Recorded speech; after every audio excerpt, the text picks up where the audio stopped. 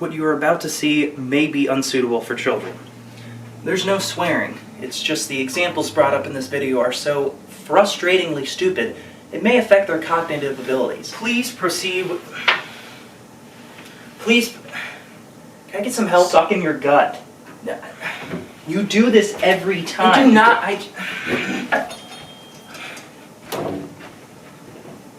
Thanks for the help. With caution. Please proceed with caution. Hi, neighbor. My mic still sucks. We're not in Kansas anymore, but Joe is. Joe's still gone in Kansas.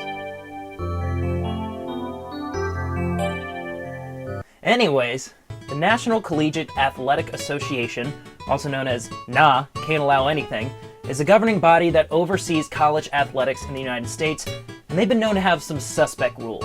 The current edition of their Division I manual is just over 450 pages long, and I sat down and meticulously combed through it, getting all the nitty and gritty details of everything to know about the college athletics governing body and the rules they abide by.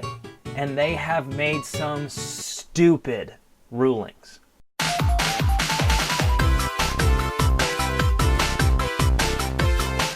Picture this.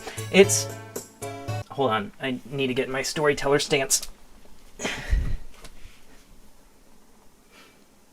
That's better. On May 10th, 2013, the Oklahoma Sooners had 3 football players commit the heinous crime that only myself and Italians commit at least 4 times a week: eating too much pasta.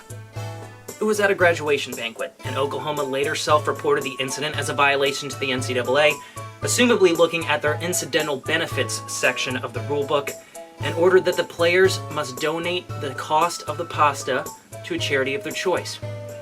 That cost? $3.83. Yup. That's right. $3.83.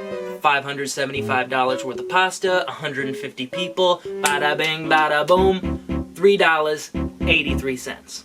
Now, the NCAA did come out and say that it wasn't a violation, but the school ruled that the players still had to donate, which they did, $5 actually. So if this wasn't a true NCAA violation, then why do I include it on this list? Well, some of these rulings are just so ridiculous and disheartening, you need to get in the mindset of these schools. They're expecting anything to be against the rules at this point. Oklahoma felt that they still needed a self-report because, as you'll see, the NCAA has stooped to this level before.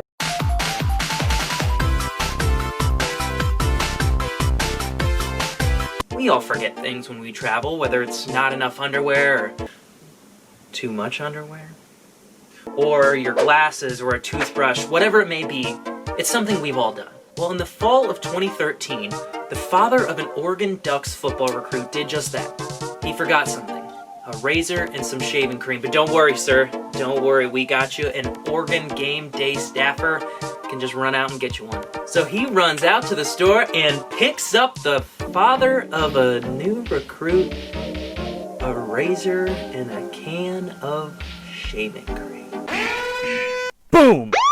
Violation. What are you doing? What is the matter with you? That is at least a $5 value, sir. Don't you know that is bribery? You just had to have a nice smooth face, huh? Now this one was self-reported by Oregon as well. The NCAA upheld this one. Yeah, they said, that's wrong, daddy-o. And he had to repay the cost of the razor and shaving cream. Oh, here you go, guys. Here's that $7.38 I owe ya. Sorry about that. I don't know why he's Canadian.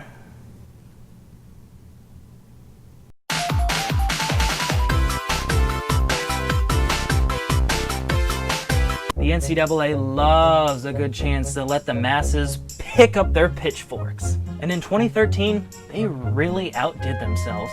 This is Stephen Rhodes. He joined the military out of high school, and after 5 years of service, he was discharged from the military in 2013 as a Marine Sergeant. He accepted a walk-on opportunity at Middle Tennessee State University. Go Blue Raiders. Whoa, but hold on there, horsey. Let's just yank on those reins for a second. The NCAA said, nuh-uh, you lose 2 of your 4 years of eligibility, and you have to redshirt your first year. Oh, but don't worry, they waited until a week before the first game to tell him this. Now, what was their logic with this ruling? Why did they take action? Well, clearly it was because he what? He played recreational games with other soldiers on the base? What? Seriously, that's why? That's why. Oh, good heavens. Rhodes described these games as like intramurals, with the ages ranging from 18 to 40 and sometimes 6 weeks taking place in between games. The NCAA ruled that he violated the eligibility clause, even though he wasn't being compensated, and again, it was pickup ball on an army base. Now, after an appeal, the NCAA did reverse the decision to take away 2 years of eligibility, but they upheld his forced redshirt season. And then, after another appeal, they finally allowed the military vet to play ball. Because literally, why the hell not? Let's keep it going.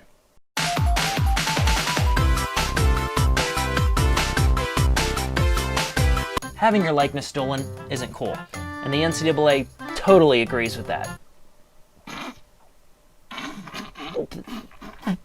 6 years ago, Dak Prescott was wowing the college football world, and Duck Dynasty was one of the most watched shows on television. 2014 was a simpler time. Simpler? Wasn't it supposed to say strange? So naturally, this little combo began to roll out. Now, at the time, the NCAA did not allow players to make money off their likeness. But hey, Dak's not involved with the shirts, you know? He's not making money off his likeness. It should be fine. He may not like his likeness being stolen, but it shouldn't affect his eligibility. Well, in this case, the NCAA decided it could in fact affect his eligibility for the next season, and thus ruled Dak must take legal action against the manufacturer to get them to stop. Now, I'm sure Dak didn't like his likeness being stolen.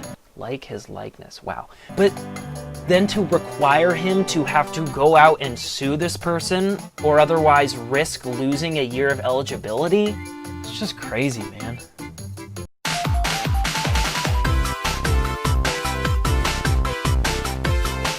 Now, most of these violations I've talked about have just been plain stupid. I mean, we hear this crap every year. Goofy self-reports, asinine violations coming up.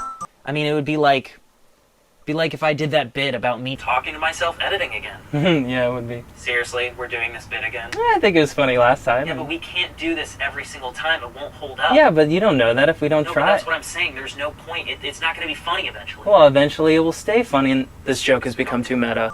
But every once in a while, you hear about a violation that confuses and upsets everyone who hears it, and really makes you wonder if the NCAA is out to get their student athletes and really break them into submission. This is Brock Hoffman. You may have heard a story last summer. In 2017, his mother was diagnosed with a brain tumor, and later that year he enrolled at Coastal Carolina to play football. She has had several surgeries and had the brain tumor removed, but she still suffers from the effects and was 4 hours away from Brock when he was at Coastal Carolina. Brock decides, you know what? I want to be close to my mother. You know, the one who has a brain tumor, and decides to transfer to Virginia Tech, cutting his time home in half to 2 hours. Brock's medical hardship waiver is denied. Multiple appeals and documentation proving his mother's condition, and nothing. Denied. Brock cited 2 main reasons that the NCAA denied him. First, Virginia Tech is 5 miles outside the 100-mile radius from his home that the NCAA requires for a transfer due to family illness. 5 miles. So like 5 minutes on the highway? 5 miles.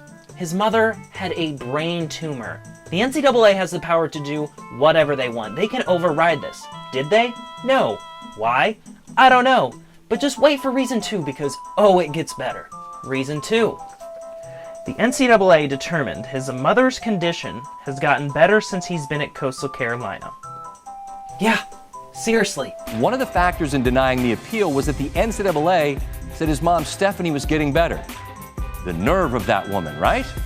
Sorry, Brock, as your mom continues to deal with hearing loss, facial paralysis, and impaired eyesight, she's just not sick enough for us to grant you that waiver. But hey, the NCAA says she's all fine, and we all know they're wonderful medical professionals. 19% of college athletic trainers reported that a coach played an athlete who had been deemed medically out of participation.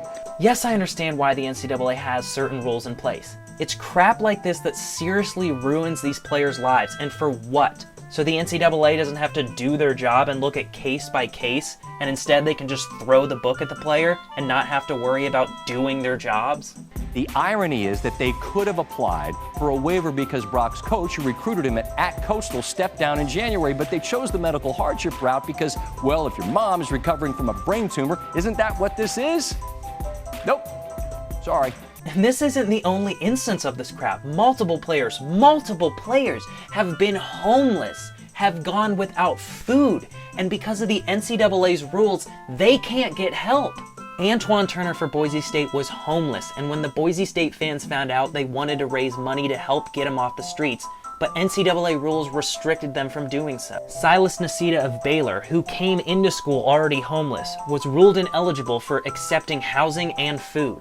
Look, I understand why some of these rules are in place, but no situation is clear-cut and dry. They need to be looked at an individual basis. Some of these violations were overturned after public backlash, but should it really take that? This is a billion-dollar corporation that puts on some of the biggest events in this country, and they continuously behave and act like an absolute joke. I don't know what else to say other than tighten it up.